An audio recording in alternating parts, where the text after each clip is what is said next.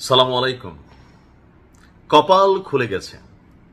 আমাদের খেয়াল থাকার কথা যে সাতক্ষীরা ৪ আসনের সংসদ সদস্য জামাতের এমপি গাজী নজরুল ইসলাম, ওনার দ্বিতীয় স্ত্রী, এই মুহূর্তে কিন্তু স্ত্রী, যদিও ঘটনার পরে বিয়ে হয়েছে, বাট রাইট নাও স্ত্রী। তো ওই যে বালিকার সাথে যে ভিডিও ভাইরাল হয়েছে, ওই মেয়ের মামা, তার যে গাড়ির ড্রাইভার, ইতিমধ্যেই সারা বাংলাদেশ জানেন। তো এরপর পরই আমরা দেখছিলাম যে জামাত সেই এমপিকে বহিষ্কার করেছে।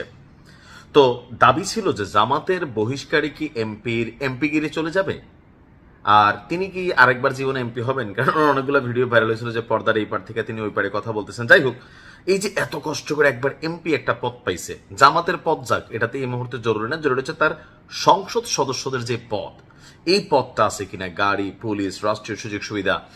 দিন শেষে তার এমপি পদ বাতিল নিয়ে সিইসি অর্থাৎ নির্বাচন কমিশন যেই কথা বলছে, তার আসলে এমপি পদ যাওয়ার সুযোগ নাই। যাইতে গেল এটা বহুত একটা লম্বা চূড়া প্রসেসিং। এই মুহূর্তে তার সংসদ সদস্য পদ বাতিল হবে না। কেন হবে না আসুন দেখি। দলীয় বহিষ্কারের পর তার সংসদ সদস্য পদ থাকবে কিনা যে আলোচনা চলছিল, রাজনৈতিক এবং আইনি আলোচনা, ওই সংসদ সদস্যের বিরুদ্ধে প্রয়োজনীয় ব্যবস্থা নিতে জাতীয় সংসদের স্পিকার ও নির্বাচন কমিশন উভয় দপ্তরেই ইতিমধ্যে আপনার চিঠি পাঠিয়েছিল জামাত ইসলাম, অর্থাৎ জামাত ইসলাম তার বিরুদ্ধে ব্যবস্থা নেওয়ার জন্য শক্ত পদক্ষেপ নিয়েছিল। আজকে সকালে নির্বাচন ভবনে সাংবাদিকদের সাথে আলাপকালে বিষয়টি নিশ্চিত করেছেন প্রধান নির্বাচন কমিশনার AM নাসির উদ্দিন সাহেব। আইনি বাধ্যবাধকতার কথা উল্লেখ করে সিইসি বলছেন, জাতীয় সংসদ সদস্যপদ বিরোধ নিষ্পত্তি আইন 1980, অর্থাৎ 1980 সালে এই সংসদ সদস্যদের এমপি পদ বাতিল হওয়া নিয়ে খুব কঠিন কিছু সিস্টেম তৈরি করা হয়েছিল, যেন ভবিষ্যতে তারা কোনো ধরনের ঘটনা করলে দল তাদেরকে চাকবাদ করে দিক, কিন্তু তাদের এমপি পদরা অর্থাৎ স্বর্ণের যে হরিণটা, এটা যেন হাতছাড়া না হয়ে যায়, ক্ষমতার যে জায়গাটা, এটা যেন হাতছাড়া না হয়ে যায়। এখন যদি এমপি পদ থাকে, তার বিরুদ্ধে কথা বলাটা খুবই ভয়ঙ্কর হয়ে যাবে। সামহাও কয়েকদিন হয়তো বলবে, এরপরে তিনি তার যেই পাওয়ার এটা ব্যবহার করবেন, কারণ দিন শেষে তিনি চেয়ারে, আর চেয়ার থেকে সরে গেলে বিষয়টা হয়ে যেত অন্যরকম। এখন জামাতের এই চিঠির পরেও আমাদের সিইসি বলছে 1980 আইন অনুযায়ী এই ধরনের দলীয় বহিষ্কারের সিদ্ধান্ত সরাসরি কার্যকর করার এখতিয়ার নির্বাচন কমিশনের নেই। অর্থাৎ জামাত ইসলাম নির্বাচন কমিশনের কাছে দলীয় যে চিঠি পাঠিয়েছে যে তার বিরুদ্ধে ব্যবস্থা নেন, কিন্তু নির্বাচন কমিশন বলছে না বাবা, দলীয় সিদ্ধান্ত আমরা বাস্তবায়ন করতে পারবো না।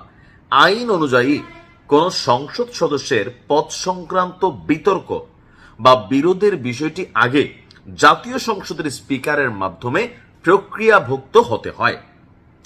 স্পিকার বিষয়টি আনুষ্ঠানিকভাবে নির্বাচন কমিশনে পাঠালে কমিশন তখন উভয় পক্ষের শুনানি নিয়ে পরবর্তী চূড়ান্ত আইনি ব্যবস্থা গ্রহণ করে।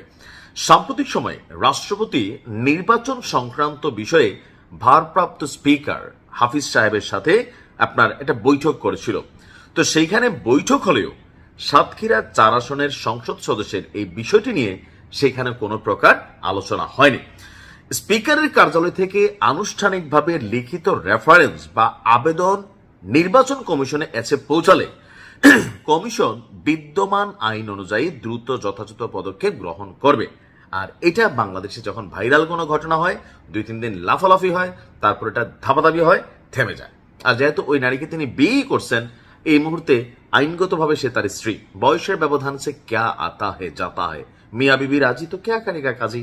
তো এমপি পদ থাকছে, বউ পাইল, এই মুহূর্তে ওনার লারালাপ্পা, এনজয় হানিমুন। আসসালামু আলাইকুম।